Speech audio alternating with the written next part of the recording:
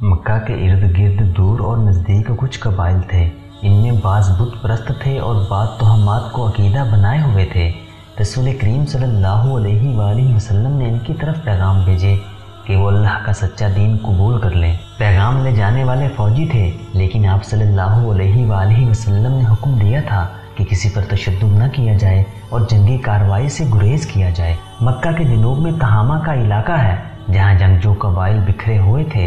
इनके मुतालिक खदशा था कि लड़ने पर उतर आएंगे, इसलिए इस इलाके में फ़ौज का एक दस्ता भेजा गया और इसकी कमान खालिद रज़ी अल्लाहु अन्हु को दी गई। तमाम का तमाम दस्ता घुड़सवार था। इसमें बनु सलीम के आदमी भी थे, मदीना के भी। खालिद रज़ी अल्लाहु अन्हु को मक्का से तकरीबन 50 मील दूर मलमलीम के मकाम तक जाना था। खालिद रज़ी अल्लाहु अन्हु अपने सवार दस्ते के साथ रवाना हो गए।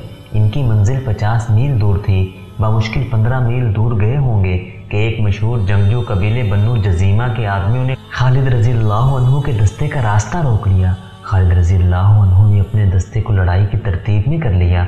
बनु जजीमा बाकायदा लड़ाई के लिए निकल आए, हम लड़ने नहीं आए। खालिद रज़ी अल्लाहु अन्हु ने ऐलान किया, हम दावत देने आए हैं कि इस्लाम कबूल कर लो। हम इस्लाम कबूल कर चुके हैं। बनु जजीमा की तरफ से जवाब आया, हम नमाज़ें पढ़ते हैं, हम धोखा खाने नहीं आए। खालिद रज़ी अल्लाहु अन्हु ने बुलंद आवाज़ से कहा, अगर तुम मुसलमान हो चुके हो तो तलवारें और बर्छियाँ फेंक दो। खबरदार बनु जजीमा। बनु जजीमा की तरफ से किसी ने ललकार कर कहा, किसी मैं जानता हूँ, ये मक्का के अल-वलीद का बेटा है, इस पर एतबार न करना। हथियार डाल दोगे तो ये हम सबको कत्ल कर देगा। हथियार न डालना। खुदा की कसम, मुझे रसूलुल्लाह सल्लल्लाहु अलैहि वसल्लम का हुक्म न मिला होता कि जंग न करना तो मैं देखता कि तुम हथियार डालते हो या नहीं। खालिद रज़ी अल्लाहु अन्हु ने कहा, हम दोस्त बनकर आए हैं, हम तुम पर अल्लाह का दीन ज़बरदस्ती ठोंसने नहीं आए। हमें दोस्त समझो और हमारे साथ आ जाओ। अहले कुरैश की क्या खबर है? बनु जसीमा की तरफ से आवाज़ आई, मक्का चलकर देखो। खालिद रज़ी अल्लाहु अन्हु ने कहा, अबू सुफियान, अकरमा और सुफ़वान इस्लाम कबूल कर चुके हैं। बनु जसीमा ने हथियार डाल दिए। खालिद रज़ी अल्लाहु अन्हु घोड़े से उतरकर आगे बढ़े और बनु जजीमा के सरदार से गले मिले। पूरे कबीले ने इस्लाम कबूल कर लिया। मुसलमानों को मक्का एक मरकज़ की हैसियत से मिल गया। ये सूरज की मानिंद था जिसकी किरणें दूर दूर तक फैलने लगीं, लेकिन इस्लाम की दुश्मन कुव्वतें यकजा हो रही थीं। ताइफ एक मकाम है जो मक्का मुअज़्ज़मा से चंद मील दूर है। एक रात वहाँ जश्न का समा था। फिज़ा शराब की बू से बोझल और रात मखमूर थी। रक्स के लिए ताइफ के इर्द गिर्द के इलाके की चुनी हुई नाचने वाली आई हुई थीं। इनके रक्स और हुस्न ने मेहमानों को मदहोश कर दिया था। मेहमान मक्का के शुमाल मशरकी इलाके के मशहूर जंगजू कबीले हवाज़न के सरकर्दा अफराद थे। इनके मेज़बान ताइफ और गिरदो नवाह में फैले हुए कबीला सकीफ़ के सरदार थे, जिन्होंने अपने मेहमानों पर अपनी अमारत और फयाजी और कुशादा ज़रफ़ी का राग जमाने के लिए इतनी शाहाना ज़ियाफ़त और इतने शानदार जश्न का एहतमाम किया था। दो लड़कियां रक्स के कमाल दिखा रही थीं कि मेज़बान कबीले का सरदार मालिक बिन औफ उठ खड़ा हुआ और इसने ताली बजाई। साज खामोश हो गए। नाचने वालियां बुत बन गईं और इनकी नज़रें मालिक बिन औफ पर जम गईं। मुसलमानों पर सन्नाटा तारी हो गया। ऐसे लगता था जैसे रात के गुजरते लम्हों का काफिला रुक गया हो। हर कोई मालिक बिन औफ की तरफ देख रहा था। मालिक बिन औफ की उम्र 30 साल थी। रक्स और मैनोशी की महफिलों में वो अय्याश शहजादा था, लेकिन मैदान जंग में वो एक आग का बगोला था। वो सिर्फ तेज जनी, तीर अंदाजी और घुड़सवारी में ही महारत नहीं रखता था, बल्कि वो फनो हरबो ज़रब का भी माहिर था। इन्हीं औसाफ की बदौलत वो कबीले का सालार था। जंग के मामले में वो इंतहा पसंद था।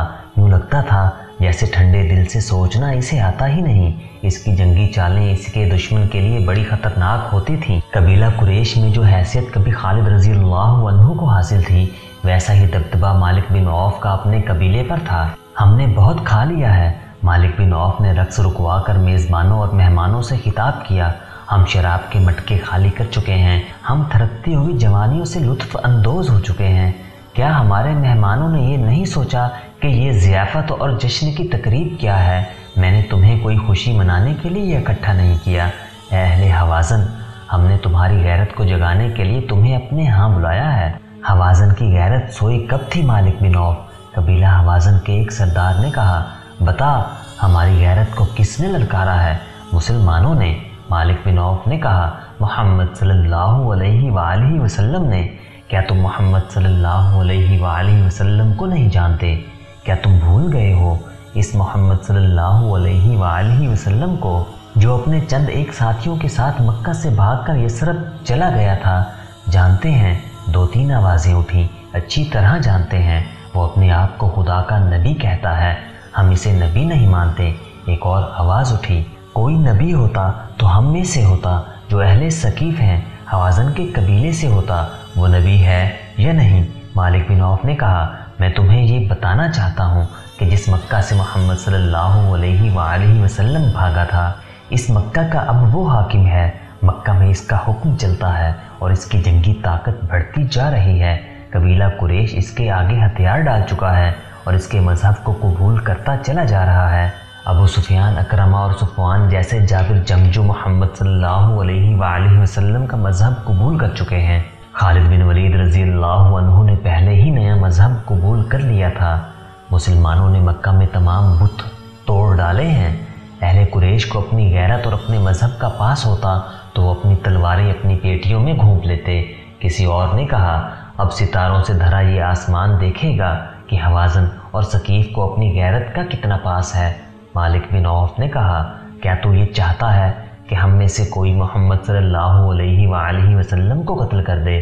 قبیلہ حوازن کے ایک سردار نے کہا، اگر تو یہی کہنا چاہتا ہے تو یہ کام میرے سپرد کر، اب محمد صلی اللہ علیہ وآلہ وسلم کو قتل کر دینے سے کچھ حاصل نہیں ہوگا۔ مالک بن عوف نے کہا، اسے قتل کر دو گے تو اس کے پیروکار اسے اپنے دلوں میں زندہ رکھیں گے۔ ان کی تعداد اتنی زیادہ ہو گئی ہے کہ اب وہ ایک آدمی کے قتل سے وہ اس راستے سے نہیں ہٹیں گے جس پر انہیں ڈال دیا گیا ہے۔ کہتے ہیں محمد صلی اللہ علیہ وآلہ وسلم کے ہاتھ میں کوئی جادو آ گیا ہے۔ حوازن کے ایک سردار نے کہا، وہ جس پر نگاہ ڈالتا ہے وہ اس کا مطیع ہو جاتا ہے، جہاں تلوار چلتی ہے وہاں کوئی جادو نہیں چل سکتا۔ حوازن کے قبیلے کے ایک اور سردار نے اپنی تلوار کے دستے پر ہاتھ رکھ کے کہا، مالک آگے بول، تو کیا کہتا ہے؟ ہم تیرے ساتھ ہیں۔ میں کہنا یہ چاہتا ہوں کہ ہم نے محمد صلی اللہ علیہ وآلہ وسلم کے اسلام کو نہ روکا تو یہ سیلاب کی طرح بڑھتا ہوا ہم سب کو بہا لے جائے گا۔ مالک بن عوف نے کہا، نہ حوازن رہیں گے نہ ثقیف کا وجود ہوگا۔ قبیلہ قریش کو محکوم بنانے والوں کو ہم مکہ کے اندر ہی ختم کریں گے۔ کیا تم محکوم بن جانے کا مطلب سمجھتے ہو؟ مالک بن عوف نے سب کی طرف دیکھا اور بولا، اگر نہیں سمجھتے تو میں تمہیں بتانا چاہتا ہوں۔ اس نے اپنے پیچھے دیکھا۔ مالک بن عوف کے پیچھے مہمانوں میں ایک معمر سفید ریش بیٹھا تھا۔ اس کا رنگ دوسروں کی نسبت صاف اور سفیدی مائل تھا۔ وہ ضعیف اتنا تھا کہ اس کا سر ہلتا اور کمر میں ہلکا سا خم تھا۔ اس کے ہاتھ میں اپنے قد جتنا لمبا عصا تھا، کندھوں سے ٹخنوں تک چوغا بتاتا تھا کہ وہ کوئی عالم یا مذہبی پیشوا ہے۔ مالک بن عوف کے اشارے پر وہ اٹھا اور مالک کے پاس آ گیا۔ تم پر اس کی رحمت ہو جس نے تمہیں پیدا کیا ہے، بوڑھے نے کہا، اور وہ دیوتا تمہارے بچوں کے محافظ ہوں جن کی تم پوجا کرتے ہو۔ تم محکومی اور غلامی کا مطلب نہیں سمجھتے تو مجھ سے پوچھو۔ میری 4 جوان بچیاں مسلمانوں کی لونڈیاں ہیں اور میرے 2 جوان بیٹے مسلمانوں کے غلام ہیں۔ وہ تیغزن اور شہ سوار تھے، لیکن اب انہیں تلوار ہاتھ میں لینے اور گھوڑے پر سوار ہونے کی اجازت نہیں۔ ہمیں گھروں سے نکال دیا گیا ہے۔ کیا تمہیں یاد نہیں کہ قریش نے مدینہ کا محاصرہ کیا تھا تو مسلمانوں نے ارد گرد خندق کھود لی تھی؟ قریش اس خندق کو پھلانگ نہیں سکے تھے۔ پھر اس قدر تند و تیز طوفان آیا، قریش جو پہلے ہی بددل ہو چکے تھے بکھر گئے اور مکہ کو واپس چلے گئے۔ جب مسلمانوں کے سر سے خطرہ ٹل گیا تو انہوں نے ان یہودیوں پر حملہ بول دیا جو ان کے ساتھ مدینہ میں امن سے رہتے تھے۔ ان یہودیوں کو انہوں نے قتل کر دیا اور ان کی عورتوں کو اور ان کے بچوں کو آپس میں بانٹ کر انہیں لونڈیا اور غلام بنا لیا۔ اے بزرگ، قبیلہ ثقیف کے ایک سرکردہ آدمی نے بلند آواز سے کہا، اگر تو یہودی ہے تو کیا ہم نے غلط سنا تھا کہ تیرے قبیلے نے مسلمانوں کو دھوکہ دیا تھا؟ تم نے جو سنا درست سنا تھا۔ بوڑھے نے کہا، ہمارا دھوکہ کامیاب نہیں ہوا تھا۔ ہم مسلمانوں کی پیٹھ میں خنجر اتارنا چاہتے تھے لیکن قریش پیٹھ دکھا گئے۔ مسلمانوں کو دھوکہ دے کر کمزور کرنا ہمارا فرض تھا لیکن مسلمانوں کی تلواروں نے ہمیں کمزور کر دیا۔ تو جو بنی اسرائیل سے ہے کہ ہمیں اکسانے آیا ہے کہ ہم مسلمانوں سے تیرے قبیلے کے خون کا انتقام لیں۔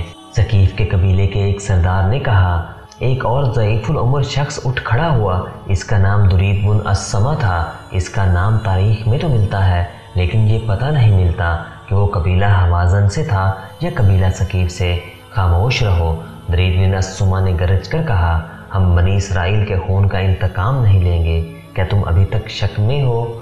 کیا تم ابھی تک نہیں سمجھے کہ ہم نے مسلمانوں پر حملہ کر کے ان کا خون اپنی تلواروں کو نہ پلایا اور ان کے زخمیوں کو گھوڑے تلے نہ روندا تو وہ ہمیں بھی قتل کر کے تمہاری بیٹیوں کو، تمہاری بہنوں کو اور تمہاری بیویوں کو اپنی لونڈیاں اور ہمارے بچوں کو اپنا غلام بنا لیں گے، اس سے پہلے کہ ان کے گھوڑے طائف کی گلیوں میں ہنہنائیں۔ کیا یہ اچھا نہیں ہوگا کہ ہمارے گھوڑے ان کی لاشوں کو مکہ کی گلیوں میں کچلتے پھرے؟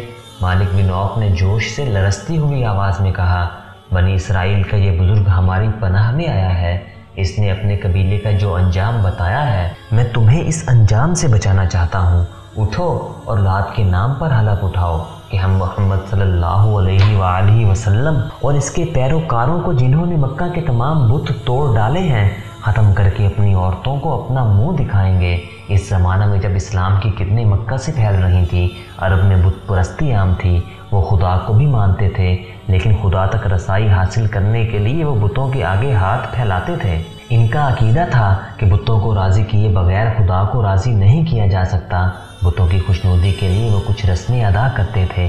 طائف کے علاقے میں جس بت کو پوجا جاتا تھا اس کا نام لات تھا، جو انسانی یا حیوانی شکل کا نہیں تھا۔ وہ بہت بڑا پتھر تھا جسے چٹان کہا جا سکتا تھا۔ یہ چٹان باقاعدہ مربع کی شکل میں تھی۔ بعض مورخوں نے لکھا ہے کہ یہ مربع شکل کا قدری طور پر بنا ہوا چبوترا تھا جس پر شاید کسی زمانے میں کوئی بت رکھا گیا ہو، لیکن طلوع اسلام کے دور میں یہ صرف چبوترا تھا اور ارد گرد کے قبائل اسی کو پوجتے تھے۔ جنوری کی اس رات جب قبیلہ حوازن کے سردار قبیلہ ثقیف کی دعوت پر طائف آئے اور مالک بن عوف اور درید بن السما انہیں مکہ پر حملے کے لیے اکسا رہے تھے، حوازن کے ایک سردار نے مشورہ دیا کہ کاہن کو بلا کر فال نکلوائی جائے کہ ہمارا حملہ کامیاب ہوگا کہ نہیں۔ یہ فال تیروں کے ذریعے نکالی جاتی تھی جسے ازلام کہتے تھے۔ بہت سے تیر اکٹھے رکھے ہوتے تھے، کسی پر ہاں لکھا ہوتا تھا کسی پر نہیں۔ بت کا کوئی مجاور یا کاہن مذہبی پیشوا اس ترکش سے ایک تیر نکالتا اور دیکھتا تھا کہ اس پر ہاں لکھا ہے یا نہیں۔ یہ فال کا جواب ہوتا تھا۔ مجاور کی نسبت کاہن کو بہتر سمجھا جاتا تھا۔ کاہن دانش مند ہوتے تھے، ان کے پاس پر اثر اور دل میں اتر جانے والے الفاظ کا ذخیرہ ہوتا تھا اور ان کے بولنے کا انداز تو ہر کسی کو متاثر کر لیتا تھا۔ کاہن فال نکالے بغیر غیب کی خبریں دیا کرتے اور لوگ انہیں سچ مانا کرتے تھے۔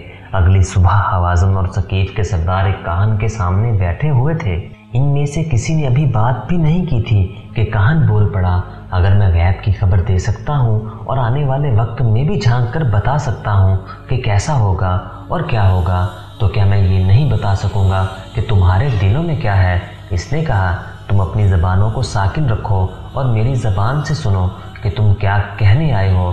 تم جس دشمن پر حملہ کرنے جا رہے ہو وہ یوں سمجھو کہ سویا ہوا ہے۔ اس نے مکہ پر قبضہ کیا ہے اور وہاں کے انتظامات سیدھے کر رہا ہے۔ وہ اپنی بادشاہی کی بنیادیں پکی کر رہا ہے۔ مکہ میں اس کے دشمن بھی موجود ہیں۔ ہر کسی نے محمد صلی اللہ علیہ وآلہ وسلم کا مذہب قبول نہیں کیا۔ مقدس کاہن درید بن السما نے کہا، ہمیں یہ بتا کہ ہم محمد صلی اللہ علیہ وآلہ وسلم کو خبر ہونے سے پہلے اس کو دبوچ سکتے ہیں؟ کیا ہمارا اچانک حملہ مکہ کے مسلمانوں کو گھٹنوں پر بٹھا سکتا ہے؟ کاہن نے آسمان کی طرف دیکھا، کچھ بڑبڑایا اور بولا، آنے والے وقت کے پردوں کو چاک کر کے دیکھا ہے۔ تمہارا حملہ اچانک ہوگا۔ مسلمانوں کو اس وقت پتہ چلے گا جب تمہاری تلواریں انہیں کاٹ رہی ہوں گی۔ کون ہے جو برستی تلواروں میں سنبھل کر اپنے آپ کو بچانے کی ترکیب کر سکتا ہے؟ یہی وقت ہے، یہی موقع ہے۔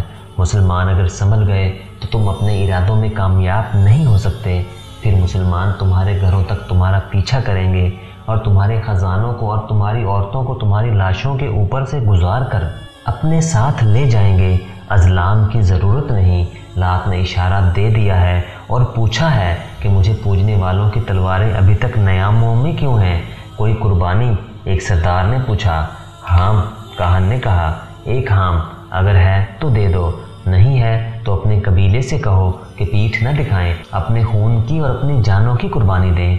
ہام کی تلاش میں وقت نہ ضائع کریں، جاؤ میں نے تمہیں خبر دے دی ہے، مکہ میں مسلمان دوسرے کاموں میں مصروف ہیں، وہ لڑنے کے لیے تیار نہیں، یہ وقت پھر نہیں آئے گا۔ ہم اس اونٹ کو کہتے تھے جس کی چوتھی نسل پیدا ہو جاتی تھی، اسے یہ لوگ اپنے بت کے نام پر کھلا چھوڑ دیتے تھے۔ اس اونٹ کا متبرک سمجھ کر اس پر نہ کوئی سواری کر سکتا تھا، نہ اس سے کوئی اور کام لیا جاتا تھا، اس پر خاص نشان لگا دیا جاتا تھا۔ اسے جو کوئی دیکھتا تھا اس کا احترام کرتا اور اسے اپنے کھانے کی چیزیں کھلا دیتا تھا۔ جب حوازن اور ثقیف کے سردار کاہن کے آشیرواد لے کر چلے گئے تو کاہن اندرونی کمرے میں چلا گیا۔